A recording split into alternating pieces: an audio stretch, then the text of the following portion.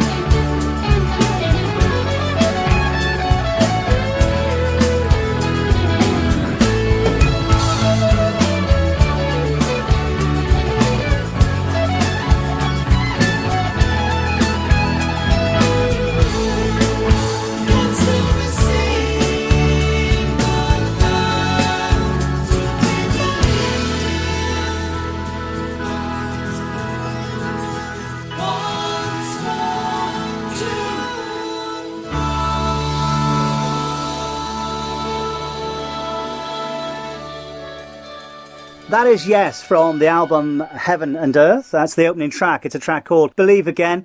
And for me, I suppose people who know me, they'll know that I'm very, very pro Yes and very, very pro all the guys who've ever been in Yes. But I really, really, really like this album, which is no doubt going to please Chris Squire. The album, Chris, it's been, I suppose, talked about for the last 18 months, but last summer you sort of did some writing sessions with John Davison, who kind of then went to work with Steve and then with Jeff. He's been a bit like a bee, visiting all the flowers and collecting the sort of pollen, really, hasn't he? Well, yeah, exactly. That's a very good analogy. When, John and I first got together and started working on the couple of songs that we did earlier in the year, actually, and then we got back together in November to sort of like polish them up and put them in better shape. But I realised in the first time I worked with him that, obviously he was very talented in the writing area, and the next Yes album that he was obviously going to be on would be best served by him interacting with the other guys already in the band. And so I said, well, let's finish off these couple of songs that we're doing, and then, he'd go and work with Steve and Jeff and Alan on a couple of songs each. And that's basically the plan we came up with, and we stuck to it. And it seems to have been a very productive outcome.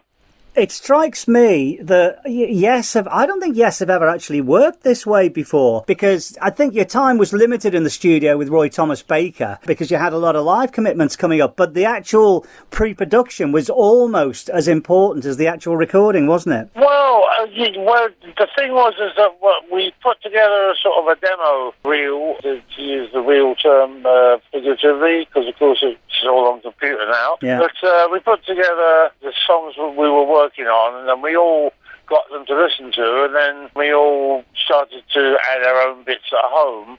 And then we got together in Los Angeles around the end of the first week in January and went into a rehearsal room first to sort of make the final decisions about which tracks we were going to go for, and, to take the arrangements a little further down the line. So we did that, I think, for about a week, or maybe a bit longer, maybe 10 days. And then we went straight in the studio and started the work. And we knew at that point that we didn't have a lot of time. We knew that we had commitments in the middle of March to go and do a Canadian tour. Mm-hmm. So we knew it was going to be quite tough, the time allowance. So, we were working with Roy Thomas Baker, and he threw in some useful ideas, actually, as well as his engineering skills. Mm-hmm. And things seem to roll along quite well. And, but still, we're used to a Yes album usually taking about 4 or 5 months. Yeah. From the beginning to the end of the mixing. But we really only had 2 for this. So, of course, as we went along, we starting earlier and leaving the studio later, and just generally trying to put more work into the record. And, the last 2 or 3 weeks, we got Billy Sherwood in, and I went and did the harmonies with him in a different studio while Roy was overdubbing keyboards and guitar parts. And then Alan was in a different studio doing percussion parts as well. So it got a little bit, hectic towards the end, and no one was really hearing what anyone else was doing until the last couple of days when we pulled everything together and listened to it with Roy. And we went through it with him, and he made notes of what everyone thought about this bit or that bit. And then we left to go on the tour. What happened then was that the studio time became unavailable, where Roy was hoping to just continue in the same studio mixing, but the time became unavailable, or the engineers did, or something. I'm not sure exactly what. And then Roy went to another studio that a friend of mine owned in Phoenix called Salt Mine, and started to mix there, but that didn't go too well for one reason or other. I'm not too sure of, some equipment problems, and etc. And because of the deadline for the whole thing was looming, we made a decision to have Billy mix it, because we all know Billy, and he works quite quickly. and of course he knows the yes ethic. Well, having been a member of the band, I think Billy was well placed. I think that was actually a very astute move to bring Billy in. But if we can go back to Roy Thomas Baker, famously, the band worked with Roy in Paris in 1979, and the sessions ended in disarray. Obviously, at the time, the story was Alan broke his ankle, which was a pretty good story to hang it on. But in fairness, the sessions weren't really going anywhere, were they, at the time? So how was it this time? Well, Presumably it was much better. Well, they weren't. I wouldn't say they weren't going anywhere. We had done about 4 backing tracks, and I think John had done some guide vocals and stuff. So it wasn't. I wouldn't say it wasn't going well. I mean, it was a time when there was quite a lot of partying going on, but that didn't particularly impede the progress, I don't think. But of course, Alan breaking his ankle sort of like did bring it to a halt, because I suppose we could have started fiddling about with drum machines and stuff like that, but that was really a bit before the era of going into that sort of technology. Yeah. So we just, as a band says, one of the guys can't play. We'll obviously have to stop. Yeah. And so just was left in midair, really. And I think those tracks eventually surfaced on the internet somewhere or other. I think you hear them. I think I've heard them. Yeah, I've heard a lot of them as well over the years. And it would have gone somewhere. I mean, we usually always finish the projects we started, so we didn't usually give up on things.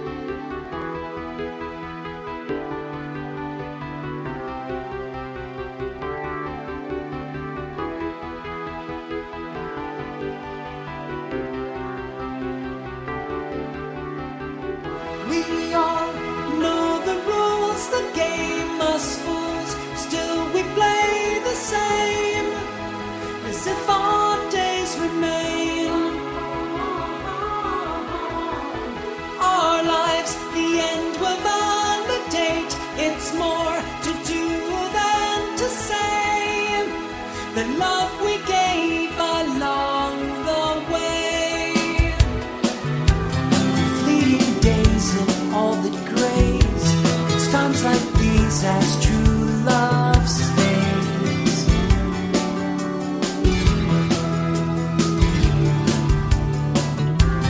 I always knew through thick and thin, it's here that I begin again. I'm standing here at your door, with all my defenses down.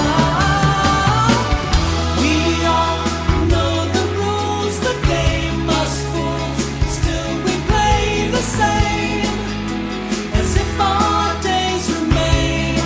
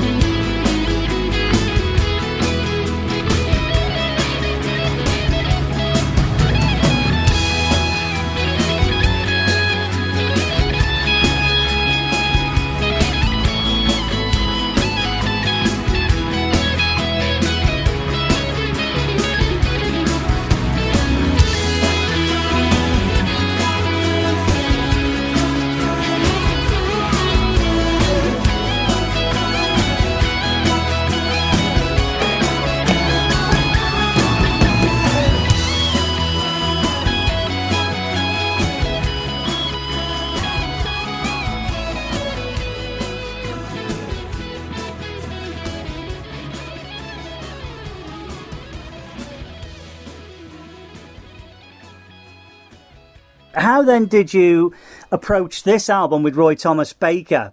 Presumably it's like, well, look, okay, we did that with you then, but, you know, this is a whole new project. And of course, really, Yes is an entirely different band from the band that was working with Roy in 1979, of course. Right.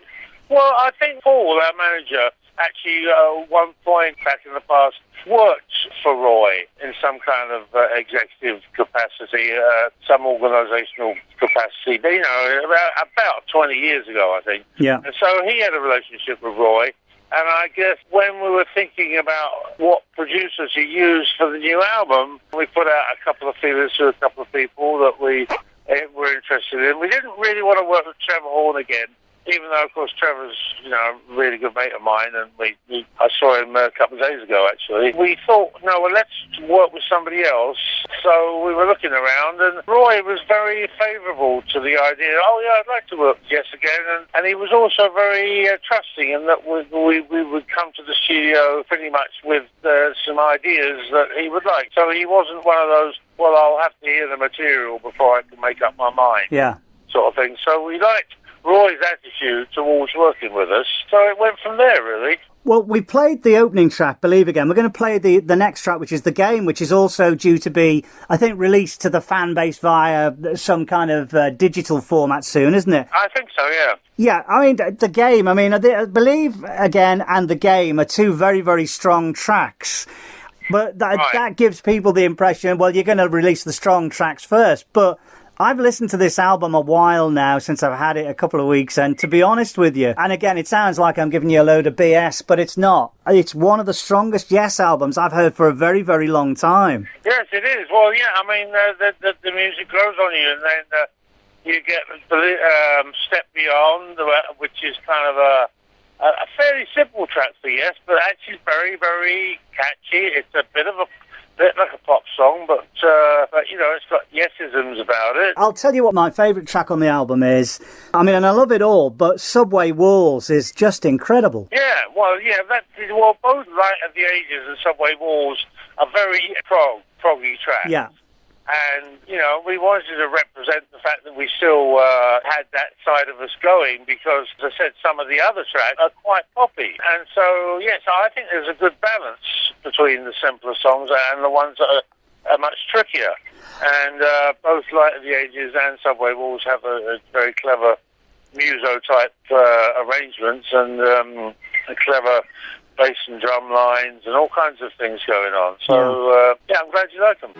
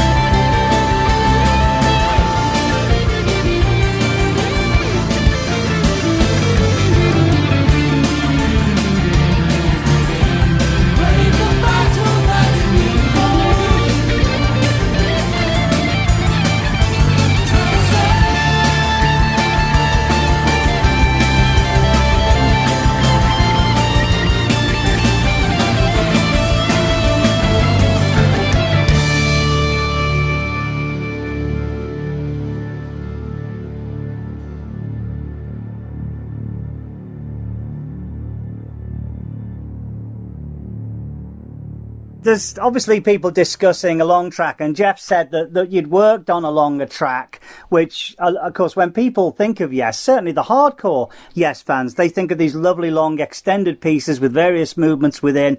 Now, what can you tell us about that track that wasn't finished? Are we likely to hear that? I think some of that longer track that he's referring to was actually used in Subway Wars. Okay. Some of the parts for that. Ah, okay. On the other hand, as well, Jeff and Alan both came to Phoenix when they were over around the time of the NAMM show. Mm-hmm. Not the NAMM show. No, when Jeff was over in LA doing something in November, and Alan was in Las Vegas doing something, and they both came over to Phoenix, where I live. And we went in the studio there and did some instrumental stuff as well. Okay. That we thought would be part of a bigger piece. But that didn't actually get used on the album just because we drew a line at the 8 tracks that we did and said, no, we can't do more than this right now. We've got to just work on these. Yeah. And, because it was over 50 minutes worth of music. And, so there are bits and pieces that weren't used that we did work on. Okay. But so I'm sure they'll resurface in the future. Well, that tends to be the case with Yes. Yeah, I know. This year already, you've toured Canada, you've done Cruise to the Edge, you've toured the UK and Europe. The audience reaction in the UK, I'm happy to say, was absolutely amazing. And you did a great show in the Albert Hall, and of course you filmed a show in Bristol. So what's the timeline for the DVD of that coming out? I presume... I'm not absolutely sure. I would imagine sometime towards the end of the year, I would think. Yeah. Because Heaven and Earth comes out mid-July, so I'm sure they're not going to put it out for a few months. No. In fact, I'm going to say off the top of my head, it's going to be a late autumn sort of release. Okay. Or early winter sort of thing. Before all that, though, you're back in America for a really big tour of America. 36 dates, isn't it? Yeah, 36 shows in a couple of months. Well, no, I don't know if it takes a couple of months. Maybe less than that. But yeah, we start rehearsing for that on July 1st. Okay. And I think the first show is around the 6th or something, 6th or 7th. How much then of the new album are we going to get? Because I know you're going out this time doing Fragile and Close to the Edge. Yeah, here's the unfortunate thing. I personally would have preferred to have done more of the new album. There will be some of it. We're going to learn 3 of the tracks. Whether we'll be able to play all 3 of them on any given night, or whether we'll swap them around, or whether 1 or 2 of them will become the more obvious ones that people seem to go like and go down, because of course they'll only be heard in a way. Although of course we're going to do The Game and Believe Again, as you said, the 2 strong tracks, and probably 2 Ascend as well. Okay, so they're the 3 tracks. So we're going to, but we may not have time because the shows. The summer show has an opening act, and then we'll only have a couple of hours. So okay. 2 albums is an hour and a half. Yeah, and that's without any of the other sort of standards that people usually always want to hear, like Assuming Good People and Starship Trooper and stuff like that. So we'll see what we can squeeze in, basically. So possibly then there may well be another sweep of live work towards the end of the year, or maybe early next year. I'm hoping you're going to come back to the UK and play or promote Heaven and Earth in the UK. Well, I would like to think so too. There's nothing set at the moment. Okay. But let's see. I think it's all going to depend on how it goes, and if it does turn out to be a strong album, then I'm sure there'll be more interest in putting together shows around it, and that would make me happy to see that being offered. Well, we'll close this now because I know you're really busy, but I will tell you that from what I've spoken to people on the various forums and Facebook and things like that, which is becoming increasingly important for Yes, but the majority of people are literally chomping at the bit to hear this. They've had a taster with Believe Again, and now that they really, really want to hear the album. And I think they're going to be very, very pleased with it because, as I said, I think it's the best Yes album for quite some time. It's not that I don't like the other albums, because I do, but this, from the minute I heard it, just knocked me out. Fantastic. Well, keep telling people that, John, and I'll buy you a drink. It's great speaking to you today. I shall see you again very soon, hopefully. Cheers, Chris. All right then, John. Thanks, man. Take care. Cheers, mate. Bye. Bye-bye.